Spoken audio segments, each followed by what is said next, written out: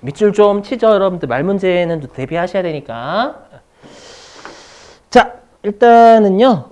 93페이지에 1번 송금의 일반 원칙이라고 보이세요? 송금의 일반 원칙. 네. 자, 거기에서 가로 1번 비용 배분의 원칙이라 죄송합니다. 자, 비용 배분의 원칙이라고 있을 건데 밑줄 좀 기업 회계 기준과 동일 여기에 밑줄 치시고 이게 뭔지 들어보시면 일단 요거 보실까요? 요걸로 보시면 되겠다. 요걸로 보실게요. 자, 우리가 이거 인건비 구분하셔야 될 게 우리가 이제 본사의 인건비 있죠. 본사 임직원의 인건비는 그냥 우리가 급여라는 우리가 800번대 비용 처리하잖아요, 여러분들. 그래서 얘는 단기송금이라는 건 앞으로 단기송금은 비용이란 뜻이에요. 단기송금은 비용. 자, 근데 여러분 만약에 이 인건비가 누구에 대한 인건비냐면 우리가 건설본부의 인건비래요. 무슨 말인지 이해되시죠? 내가 지금 건물을 짓고 있는 부서의 임직원의 인건비다라는 뜻이에요. 그렇죠? 그럼 얘는 곧바로 비용이에요? 아니면 건설 중인 자산 잡아야 돼요? 그렇죠? 건설 중인 자산 잡아야죠. 우리가 자산 취득과 관련돼서 썼으면 자산, 아니면 비용 이렇게 두 가지잖아요, 여러분들. 물론 자본도 예외적으로 있긴 하지만. 그래서 얘는 미래 송금이다라는 뜻은 자산이란 얘기예요. 우리 자산은 미래의 비용이다. 그 말 기억나시죠? 그래서 이 미래 송금은 자산이다라는 뜻이에요. 앞으로. 그래서 얘는 일단 자산, 이 말입니다. 자산 잡았다가 미래에는 건물이 완공되겠죠. 그 완공되면 건물 감가상각하면서 미래에 비용 처리하거나 처분되면 총액법으로 따지면 우리 비용 되잖아요. 장부 금액이. 그 말입니다. 그 말. 자, 이거는 당연한데, 그래서 여기 보실게요. 문제는 뭐냐면, 우리가 대표적으로 순자산이 감소하는 사유가 현금 지출이죠. 그러면 현금 지출은 기업회계 기준에 따르면 단기송금, 비용, 미래송금, 자산 이 두 가지밖에 없어요. 나머지 우리 배운 적도 없죠. 근데 순자산이 감소해 현금이 지출했죠. 현금이 지출됐는데 이걸 영원히 송금으로 보지 않는 게 뭐가 있어요? 사회 유출이 있다라는 거예요. 그래서 여러분들이 꼭 회사가 순자산이 감소됐다라고 하면 자산이니 비용이니 이것만 보시면 안 된다라는 거예요. 사회 유출도 있다라고 꼭 잊으시면 안 돼요. 왜냐면 사회 유출은 기업회 기준 없거든요. 부당한 유출이니까 부당한 이득 본 놈한테 추가적인 세금 부담 때려줘 이런 게 없잖아요. 요 세 가지 꼭 구분하셔야 돼요. 순자산 우리 현금 나갔을 때. 자, 그 다음에 다시 93페이지로 오셔서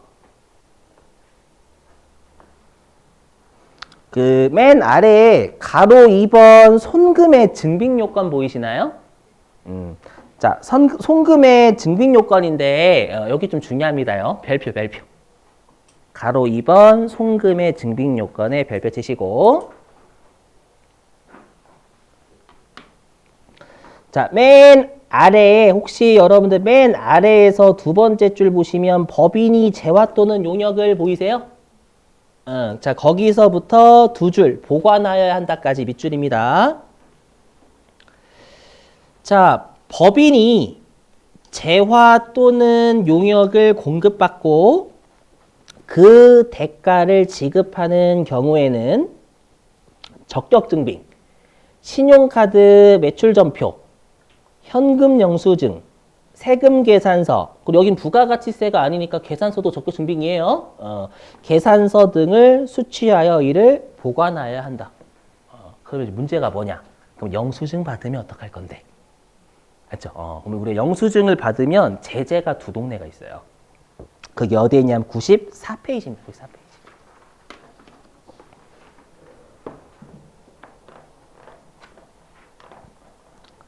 자, 94페이지에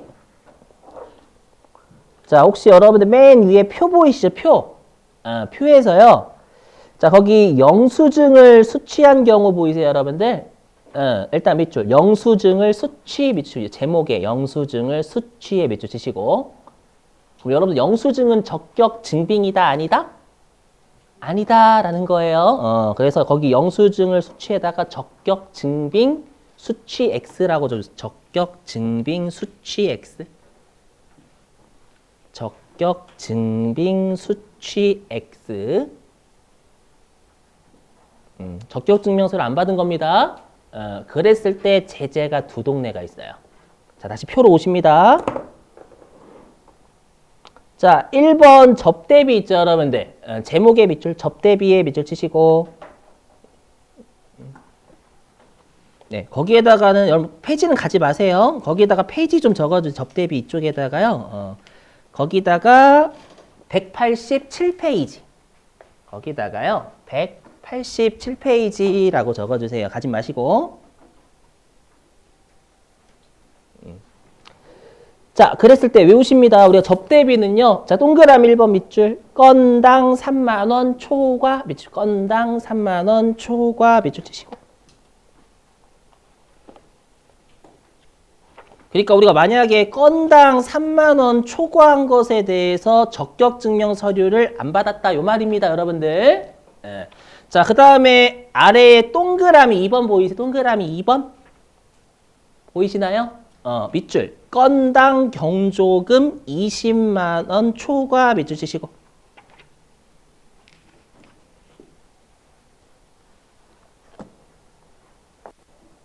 그럼 오른쪽에 법인세법상 규제 있죠, 여러분들. 예, 거기에다가 송금불산입의 밑줄입니다.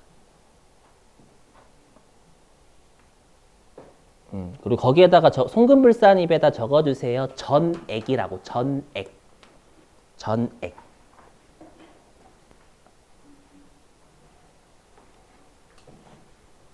자, 들어보실게요, 여러분들. 나중에 어차피 7장 가서 다시 할 거예요.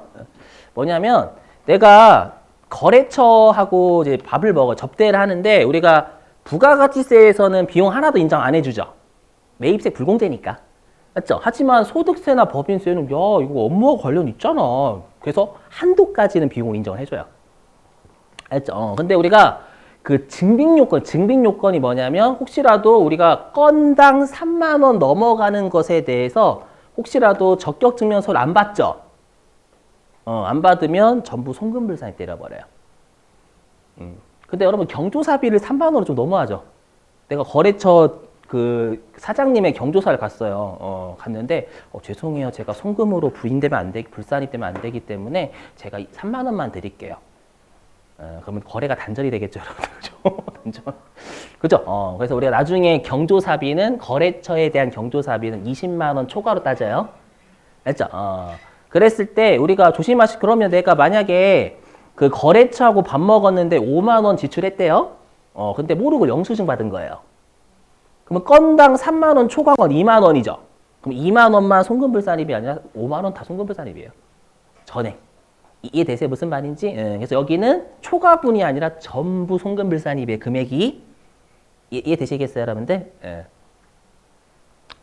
자, 그 다음에 이제 2번 기타의 지출 있죠. 2번 기타의 지출 보이시나? 2번 기타의 지출? 거기 2번 기타의 지출에 밑줄 치시고 거기다가 354페이지라고 354 가지 마시고 여기서는 접대비 2회 것이란 뜻입니다요. 자, 얘도 오른쪽에 건당 3만 원 초과 밑줄 치시고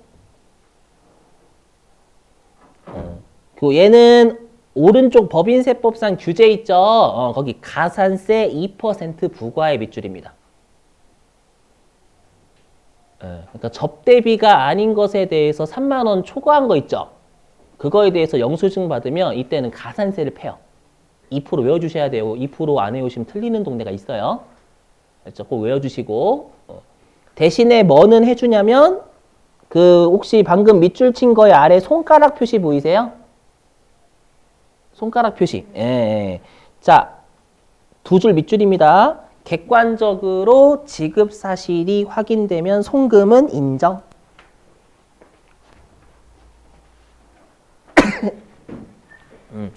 그러니까 이거예요. 뭐냐면 여러분 잘 들어보세요. 우리가 송금 불산입도 때리고 가산세도 때리면 이중살인이에요. 이중살인. 맞죠? 그래서 송금 불산입이 되면 가산세는 없는 거고 가산세를 때리면 송금 불산입 안 시키는 거예요.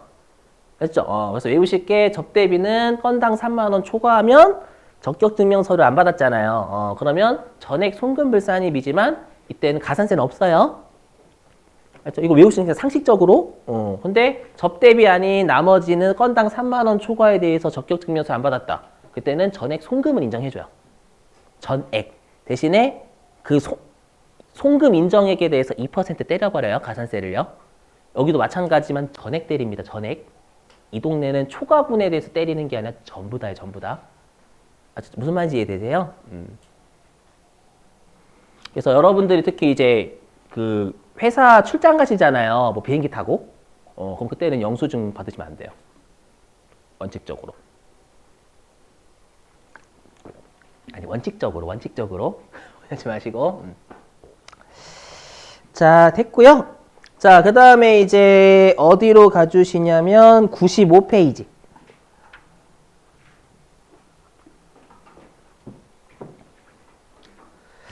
자, 95페이지에 동그라미 11번 가끔 내거든요. 자, 설명 좀 들어보실게요. 동그라미 11번. 뭐냐면 여러분들 우리가 회계나 세법에서의 공과금을 어떻게 배우셨어요? 회계하고 세법에서의 공과금. 전기세. 아니죠. 우리 회계하고 세법에서의 공과금은 우리가 세금은 아닌데 강제적으로 내는 성격을 공과금이라고 해요, 여러분들. 맞죠? 그럼 대표적인 우리 공과금으로 하는 게 협회비 있죠, 협회비. 회비. 맞죠? 그것도 강제적으로 내는 성격이잖아요. 근데 우리가 회비가 두 가지가 있어요. 매달 내는 회비를 일반 회비라고 불러요. 그 단체가 유지돼야 되니까. 맞죠? 근데 특별한 경우에만 내는 회비를 특별회비라고 합니다. 맞죠? 그럼 이때는 일반 회비만 송금으로 인정해줘요. 특별회비는 전부 다 송금 불산입입니다, 여러분들. 알죠? 자, 그래서 동그라미 11번, 95페이지 맨 위에 동그라미 11번, 두 줄 밑줄입니다. 자, 영업자가 조직한 단체로서 법인이거나 주무관청에 등록된 조합 또는 협회, 협회에 지급한 일반 회비, 거기 옆에다 가로치시고 전액 송금이라고 적었어요. 전액 송금. 전액 송금이라고 적어주시고, 그 다음에 화살표 오른쪽으로 빼신 다음에, 화살표 오른쪽으로 빼시고, 특별회비 땡땡, 특별회비 땡땡, 전액 송금불산입, 특별회비 땡땡, 전액 송금불산입. 이 정도만 기억하시면 돼요. 그러니까 특별회비는 그 단체가 유지되기 위해서 한 게 아니잖아요. 그냥 특별한 경우에, 뭐 예를 들어가지고, 우리 단체가 세무사협회예요. 한국세무사협회. 그러니까 우리가 세무사협회가 돌아가려면 세무사분들한테 한 달마다 회비 걷어야 되겠죠. 그건 송금이에요. 근데 갑자기 세무사협회가 돈을 많이 벌었어. 요즘 그 수업료 좀 많이 올려가지고 좀 많이 벌었을 거예요. 2만 원에서 3만 원 2만 원이었죠 원래. 2만 원이었었어요. 작년도까지는. 그랬다가 3만 원 됐어요. 근데 거기는 물가가 없지 않나? 생각해보니 그죠? 내가 만약에 이렇게 하면 되게 웃기겠다. 물가 상승을 반영했습니다. 이렇게 하면 웃기긴 하겠다. 뭐 소프트웨어 지금 반도체 가격도 떨어졌는데? 맞죠? 그래서 그랬다 알고 보니까 최근에 문제를 진짜 어렵게 냈어요. 그러니까 돈 올려놓고 시험 좀 많이 봐주세요. 돈 좀 많이 벌게. 이렇게 약간. 맞죠? 근데 만약에 그래가지고 이제 돈을 좀 많이 벌어, 예를 들어가지고 많이 벌어가지고 저희 돈 좀 많이 벌었으니까 강남으로 좀 이전할까? 해가지고 근데 돈이 좀 없어. 맞죠? 그래서 세무사분들한테 혹시 내실 분들은 좀 내주세요. 저희 강남으로 건물 좀 이전할게요. 맞죠? 그래서 걷었어. 그럼 그 송금 인정 안 해줘요, 여러분들. 맞죠? 예전에는 그 기부금으로 봤었는데 지금은 전액 송금을 인정 안 해요. 꼭 외워주세요, 여러분들. 시험에 나오긴 하니까 실기로도 내요. 자, 됐고요. 자, 이제는 여기 보시죠. 여기 중요한 거 해요.